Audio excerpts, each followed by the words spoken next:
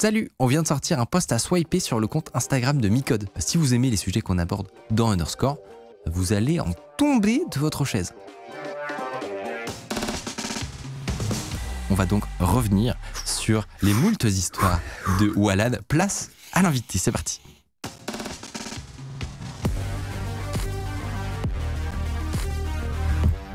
Comme je te disais, on est vraiment très content d'avoir. Ça fait longtemps qu'on discute et qu'on prévoit un petit peu ta venue dans l'émission.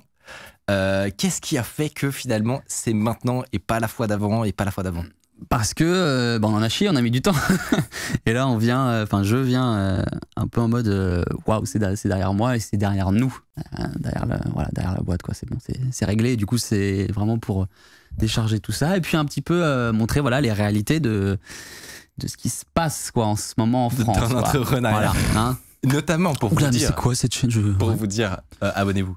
Pour vous dire en gros de quoi on parle. La dernière fois, Walad, donc, qui était programmé pour une émission, nous a quand même dit « Je ne vais pas pouvoir venir, j'ai reçu des menaces de mort. » Oui, littéralement, ouais. Ah, c'est chaud. On en parlera. Est-ce que tu peux revenir un peu à la base? Genre, qui es-tu? Qu'est-ce que tu fais? Et est-ce que tu peux nous reprendre l'histoire un peu au début? Je vais vous reprendre. T'as complètement niqué son intro. Heureusement que je suis là pour faire son taf, celui-là, parce que c'est... Moi à la base, je suis développeur. Pendant que j'étais développeur, pendant mes études, je faisais de la moto, j'ai découvert ça, j'ai kiffé. Et puis je partageais en même temps sur YouTube.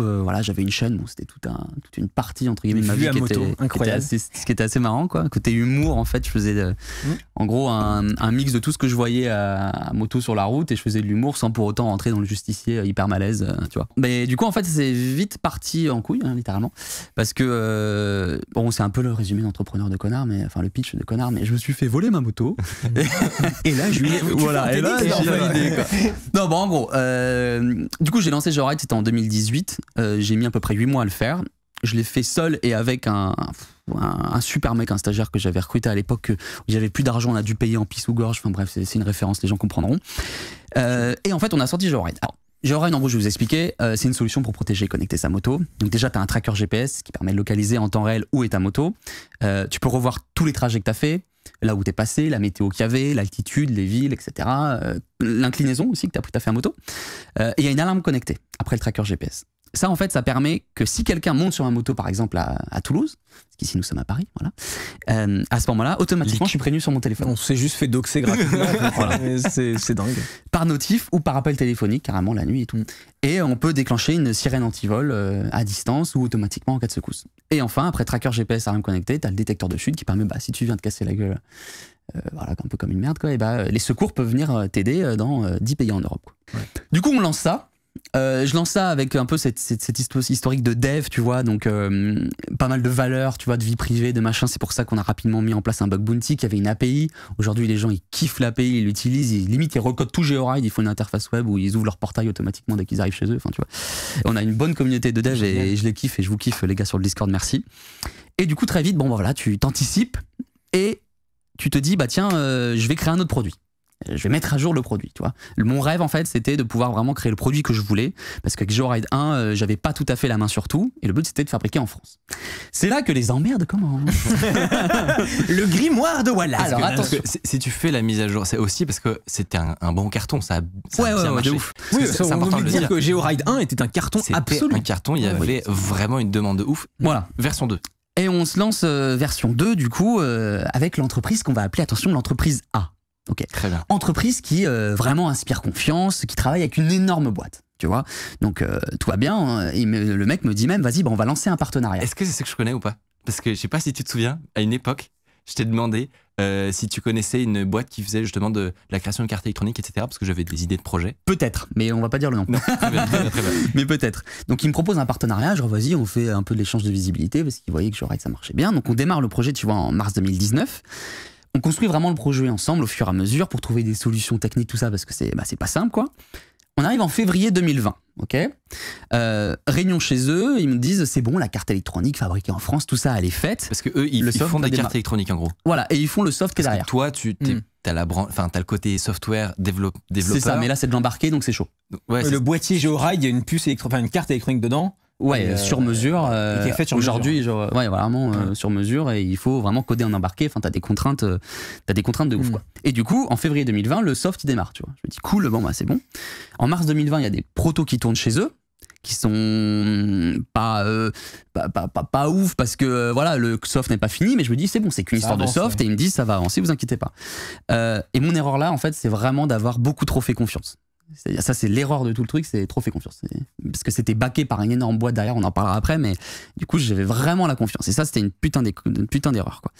Du coup, on se prépare à lancer Joyride 2 à fond, parce que ça, je me dis putain, mais il y a moyen que ça marche de dingue. Donc, je me rends en Allemagne pour faire un lancement, avec un ballon météo là, pour avoir une putain de vue au-dessus de la. J'aurais dû le montrer, je suis con. Au-dessus de la Terre, tu vois, pour vraiment. On fait un truc scénarisé et tout. Ensuite, on annonce les fonctionnalités, et c'est un carton de dingue. Incroyable. On fait une PNL de la startup. Ouais, vraiment, c'était dingue. On fait le 5 mai 2020, on sort le truc, on fait 500 commandes dans la soirée, quoi. Donc, c'était vraiment incroyable. Pour un produit qui coûte combien ? Qui coûtait à l'époque 269 €. Ouais, donc c'est. En fait, la boîte change de dimension à ce moment-là. Ah ouais, tu m'étonnes. Voilà. Mais du coup, t'as beaucoup de pression. Et on est en juin, la prod est toujours pas lancée. On avait dit livraison juin-juillet, ok. Les protos sont là, mais ça fonctionne pas bien dans toutes les conditions. Le soft est pas encore terminé, mais on nous dit que c'est bon, c'est que du soft. Tu vois, la pression commence à monter un peu. En juillet-août, on commence à se faire exploser par les clients quand même. Et là, c'est dur parce que la réputation sur laquelle tu as travaillé pendant des années, là, ça explose. Et là, c'est là que je commence personnellement à en chier. Donc, c'est des gens qui ont précommandé en juin. En mai. Mai. Et là, ils sont à plusieurs mois. Il y a l'été qui passe. Ouais, ça commence à se savoir. Ils attendent leur produit, quoi. Ouais, voilà. Et ça commence à se savoir qu'il y a des problèmes et tout, et que c'est la merde, quoi. Donc, on commence à tout reprendre en main avec Guillaume, du coup, que j'ai recruté à la base en juin pour faire commercial. Il n'a pas du tout fait commercial. Pas une seconde. Mais c'est une histoire incroyable avec lui. Enfin, bref. Je te kiffe, très gros. Donc, on commence à reprendre un peu tout en main. Et début août, on se rend compte que les mecs avaient même pas commandé les composants pour faire la prod. Oui. Donc là, il y a la pression qui commence à monter de plus en plus. Cette entreprise A démarre timidement la production, vraiment à la fin août, début septembre, quoi. Il n'y a pas toutes les fonctionnalités. Allez, mais faut y aller parce que les gens, ils ont besoin d'être livrés. C'est pas grave, on fera des mages logiciels après. Vous inquiétez pas, ça va le faire, tout ça, quoi. C'est quoi ces tocards ? Ça monte en cadence. T'as pas tout vu. Et les mages boîtiers arrivent vraiment au compte-gouttes, quoi. On fait des allers-retours à Lille parce que c'était à Lille. On arrive dans des réunions qui n'ont aucun sens. Ça nous fout la rage parce qu'on se dit putain, c'est que du soft et tout. Donc on essaie de trouver des solutions. On veut payer une boîte qui fait ça, mais ils veulent pas parce que ils disent ouais, mais le code vous appartient pas trop. Là, on commence à flipper parce que normalement c'était un partenariat. On s'est dit bah non, mais c'est bon, le produit nous appartient et tout. La communication commence à être catastrophique. Ils nous disent bah cette semaine on travaillera pas sur votre projet parce qu'on a d'autres clients. Ah ouais. Là, tu vois, j'étais en là, tu as sueur, juste quoi. envie de foutre le feu, fondamentalement. Ouais. Et ouais, c'est ce que j'ai fait. Ouais. Pression qui monte, voilà, c'est chaud, quoi. Et là, le 16 septembre, j'étais en train de parler avec un gars de l'équipe, et là, il y a Guillaume qui me dit arrête tout. Mais tu sais, il te le dit genre, tout ce que tu es en train de faire là, ou même demain, ça ne sert plus à rien. Comme si, enfin voilà, il me ouvre tes mails. Et là, j'ouvre le mail et je vois marqué plan de sortie. Plan de sortie en disant on constate que le partenariat Joyride n'a jamais fonctionné. Si vous voulez récupérer le code, les schémas, ça vous coûtera 30-40 000 balles en gros de rançon, mais on est gentil parce qu'en vrai, ça serait 80 000. Là, j'arrive, du coup, j'explique à l'équipe, voilà ce qui se passe. Je trace un trait sur ce putain de tableau. Je dis, on a deux choix, les gars. On a soit le choix du courage, ok, qui est de dire, on arrête tout, on reprend tout, on fait un nouveau produit. Soit le choix de la raison, on dit, on paye la rançon, on récupère tout, on améliore le soft et on répare le truc. Oui, parce qu'en fait, tu dis, ils te l'ont pas présenté comme ça, mais effectivement, toi, à ce moment-là, tu le ressens vraiment comme une rançon, quoi. Oui, si un mail pouvait être un crachet à la gueule, ce serait à peu près ça, quoi. C'est vrai que... Mais attends, et vous étiez combien dans l'équipe à ce moment-là ? Oh, on était au moins 12, 11, ah ouais. 11, 12. Oui, et donc, ouais, la boîte était effectivement passée dans un autre game, quoi. Ouais, des magouilles. De ouf.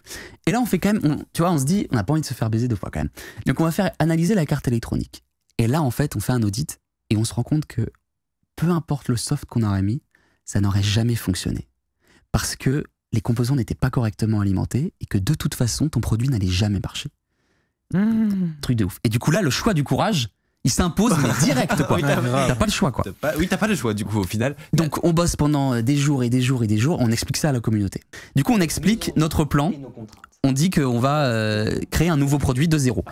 Et là, truc de ouf, 95% des gens maintiennent la précommande. Sérieux ? Incroyable. En fait, s'ils maintenaient pas, on crevait. C'était fini, quoi. C'était fin de parcours. Alors que ça faisait quand même, 6 mois qu'ils attendaient plus. Ouais. Et à ce moment-là, le plus difficile, bon voilà, il y a un mois qui passe et tout, je me dis, putain, je sais que ça va marcher. Je sais qu'on va tout baiser. Je vais acheter des bureaux.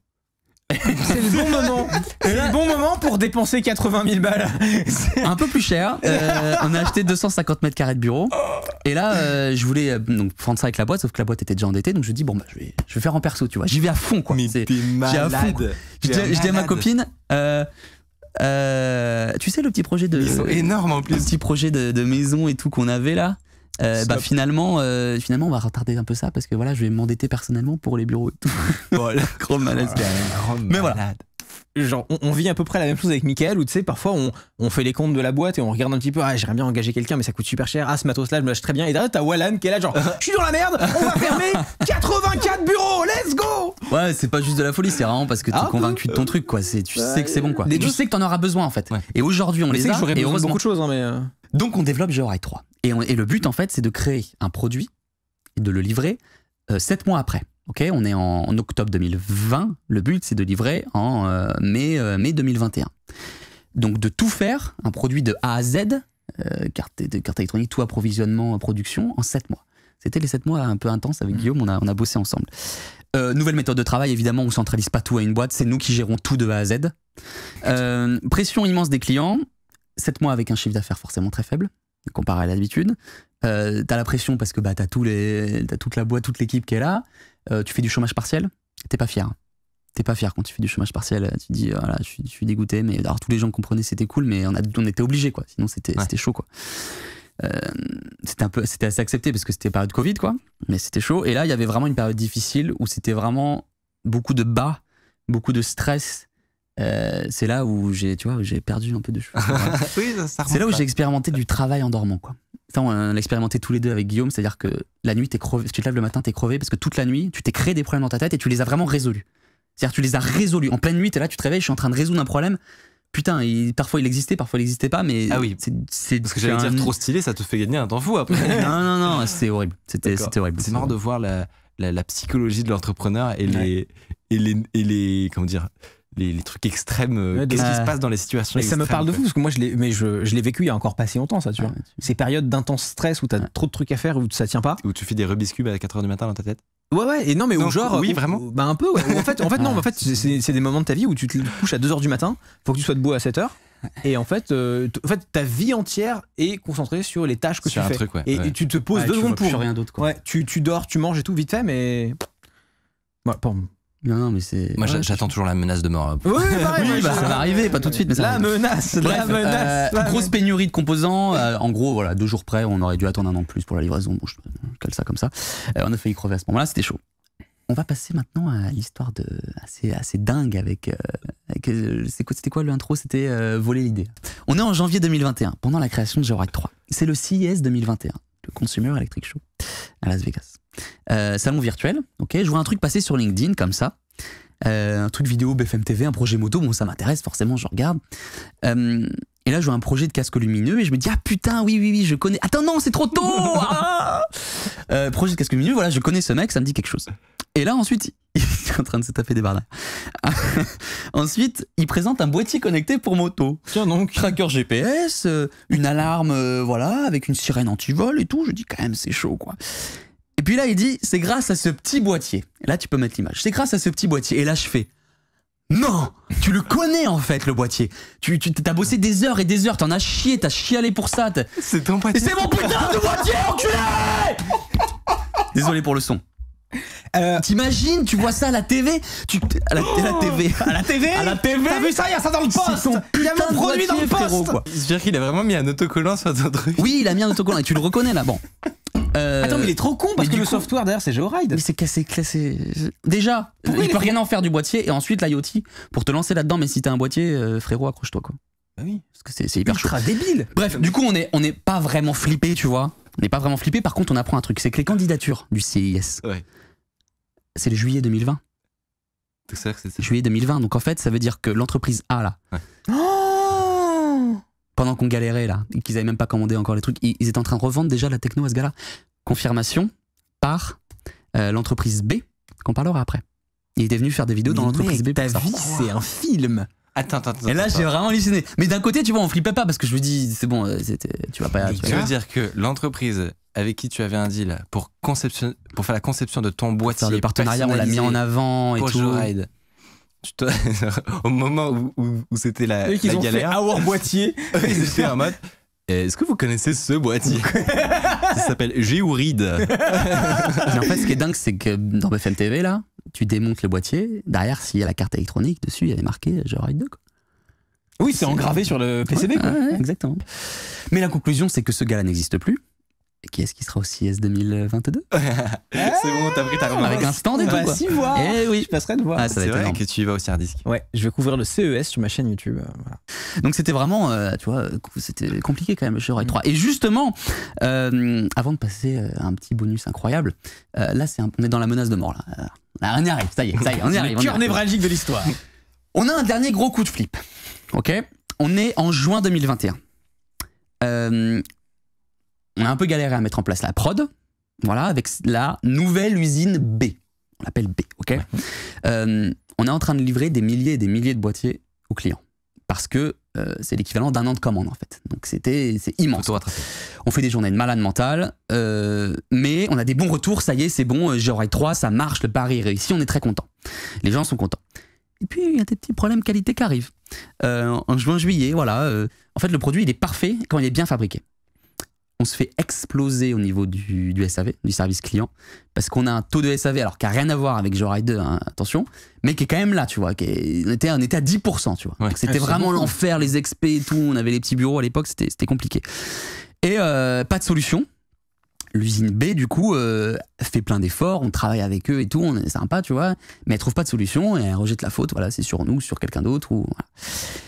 Voilà. Sauf qu'avec Guillaume, on se dit, non, mais dès qu'il y a un problème, maintenant, on traite direct. On traîne pas, on traite le sujet et on fait pas la même erreur, voilà. Donc on trouve tout de suite une nouvelle usine C.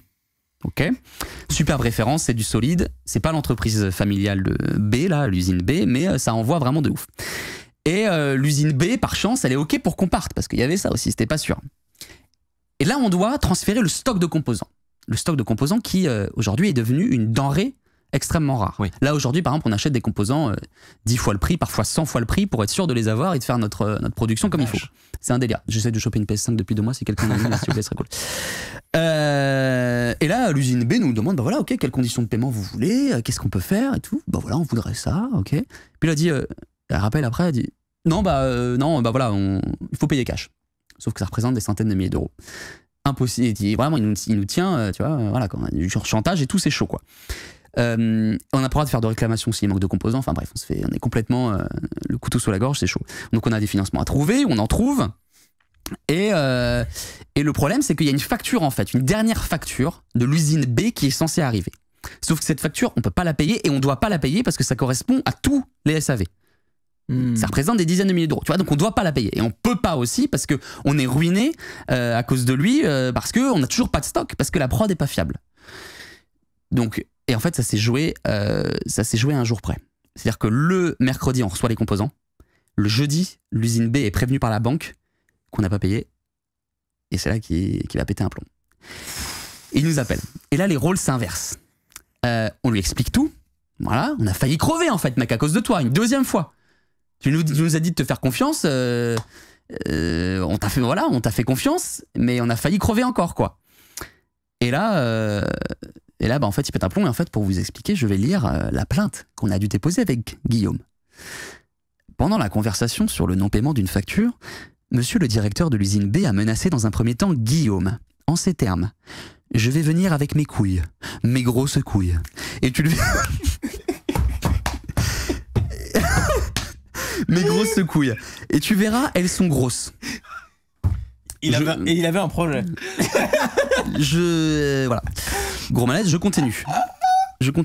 Vous ne saurez pas quand, faites attention, ne vous inquiétez pas, on va venir, vous ne saurez pas quand, vous et vos familles. Alors, on était là comme ça devant la policière, tu vois, t'imagines les grosses couilles et tout. Voilà. Donc, les grosses comment? C'est marrant, mais voilà la réalité de certains industriels français, quoi. Ouais. À un moment donné, les gars, faut vous réveiller, vraiment, quoi. Je sais pas où aller cette putain de caméra, mais faut vous... Non, mais on parle pas d'une petite boîte, etc., avec qui Ouais, c'est une PME, quoi. C'est une PME familiale, voilà, quoi. Et surtout, ça fait partie du nombre réduit, j'imagine, de boîtes en France capables de faire des PCB, quoi. Ils font pas les PCB. Ils mettent les composants sur les PCB. D'accord. C'est un savoir-faire qu'ils ont. Mais il y a très peu de boîtes d'électronique en France. Enfin, qui peuvent faire ça. Il y en a quelques-unes quand même. Ah ouais, il y en a quelques-unes, mais sauf que nous, la nouvelle usine C avec qui ça se passe très bien, nous a dit vous avez un produit très moderne parce que on est sur un truc très fin, tu vois, de la soudure hyper fine, c'est assez balèze quoi. Et heureusement, du coup, tout le monde n'est pas comme ça, heureusement, aujourd'hui. Et aujourd'hui, on est au top et avec cette usine, c'est génial. On a pu remplacer tous les SAV de tout le monde. Les clients sont contents. On a du stock maintenant. Aujourd'hui, on est super bien. On a une équipe incroyable. On est un peu moins, du coup, on est 8. On a dû redescendre forcément parce que ça a été compliqué. Ouais. Mais les gens sont en train de comprendre que ça y est, Jorail 3, ça déboîte. Et on est une équipe de ouf. Et surtout, j'ai appris énormément de choses. Vraiment, j'ai beaucoup changé sur pas mal de trucs. Et ça nous a rendu beaucoup plus forts, quoi. Plus résilient. Ouais, complètement. Et il y a beaucoup de projets qui arrivent, des trucs de dingue. Là, il y a notre VIE Geoffrey qui est incroyable, qui part aux États-Unis s'installer. Donc, on va ouvrir en quelque sorte une filiale au sud de Los Angeles et tout. Ça va être incroyable. On a dans le chat, il faut faire un remake de The Social Network avec son histoire. Mais en vrai, un peu, hein. Il y a moyen. En vrai, mais tu vois, c'est le genre de truc que tu peux pas avec dire. Avec Arnaud Montebourg, genre, pourquoi est-ce qu'on fait pas ça en France? Le mec veut me montrer ses couilles, qu'est-ce que vous voulez que je vous dise Il reste un dernier truc assez intéressant. Je l'ai appelé le bonus croustillant. Le croustillant bonus. Le croustillant. Je sais pas pourquoi j'ai rigolé, mais c'était vraiment très gros V à tous les motards. On est au printemps 2021. Jorail 3 est presque prêt, on attend des composants. Et là, avec Guillaume, on repense un peu à toute cette histoire avec Jorail 2, avec l'entreprise A et tout. On se dit putain, mais c'est dingue, on a failli galérer et tout.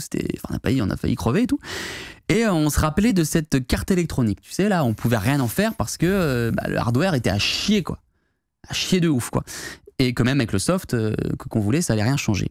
Du coup, on se rappelle de ça. Et puis, on est un peu intrigué. Et en fait, on fait des analyses un peu plus poussées.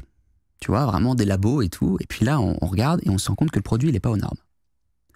Le produit, il respecte pas les directives du CE. Tu sais, là, le petit sigle, là, où tous les produits. L'Union européenne. Tous les produits sur Amazon, la moitié sont pas du tout CE.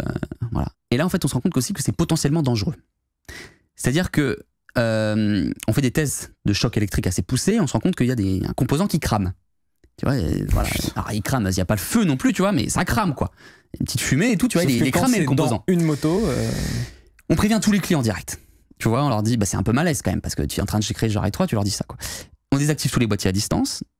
Là où c'est incroyable, c'est que, faut savoir que cette même usine qui a fait l'électronique de Jorail 2, qui n'est pas aux normes, cette même usine travaille donc avec une énorme boîte.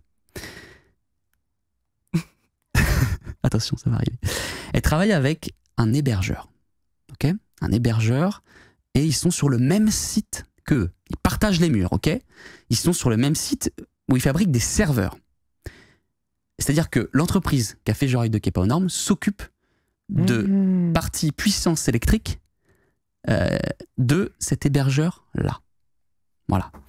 J'espère que c'est pas le même niveau de travail que Jorail 2, j'espère vraiment, par rapport que leur travail qu'ils font avec ces parties-là sensibles pour les serveurs. Sachant que c'est niveau alimentation, donc c'est chaud, quoi. Donc à un moment donné, les gars. J'essaie de me retenir de faire des vannes sur les incendies, mais. À un moment donné, les gars. Réveillez-vous, putain! Réveillez-vous, quoi! Non, mais franchement, faut vous réveiller, quoi. C'est la France. Peux pas. Non, c'est la France. Ça correspond à tellement d'expériences que j'ai eues, à tellement d'expériences que plein de gens ont eues. Heureusement qu'on a des bons compresseurs sur les micros. Ouais, excuse-moi. Et en fait, ce qui est dingue, c'est que cette entreprise-là, il y a eu d'autres victimes. C'est ça, on rigole, mais en fait, c'est quand même très sérieux. Nous, on a survécu, si tu veux. Mais il y a des boîtes, on a eu des témoignages qui ont travaillé avec cette entreprise. Les boîtes, elles sont dead. Elles sont dead parce que le mec, il vend un putain de jeu de ouf dans une foire et tout, ça marche super bien, un jeu un peu électronique. Le lendemain matin, les clients ils reviennent et disent il y a plus de batterie, ça allume plus. Le mec qui a fait la carte électronique de ce truc-là, c'est le même qui a fait la carte électronique de Jorail 2, quoi. Ils sortent d'école, les mecs, dans cette boîte, quoi. Et on leur confie un projet IoT, quoi. Alors réveillez-vous, mais aussi nous ça nous a réveillés parce que trop confiance quoi. Aussi on est un peu des tas de merde d'avoir trop fait confiance comme ça. Mais on connaît maintenant comment ça marche. Et avec Guillaume, on veut accompagner toutes ces boîtes là. C'est ce qu'on va faire aussi l'année prochaine parce qu'il y a vraiment trop de gens qui se font niquer quoi. Il y a vraiment combien de boîtes en France crèvent à cause d'escrocs et on a eu mais putain des témoignages à l'appel quoi. C'est quel enfer. Qu'est-ce qui fait que vous avez travaillé avec une entreprise française à ce niveau-là d'électronique? Parce qu'on voulait, et on a réussi aujourd'hui, on travaille avec des boîtes françaises. Maintenant, notre bureau d'études avec qui on a créé ensemble Georite 3, ils sont géniaux, mais il faut juste les trouver en fait. Et en fait, les vrais, les bons, c'est ceux qui font pas de com. En gros, c'est ça qui est marrant. Ceux qui font de la com, c'est dans ce milieu-là, c'est finalement qu'ils ont besoin d'en faire, tu vois. Donc c'est marrant. Voilà. Ok. Oh là là, eh ben mon gars, je me sens, voilà un peu toute l'histoire.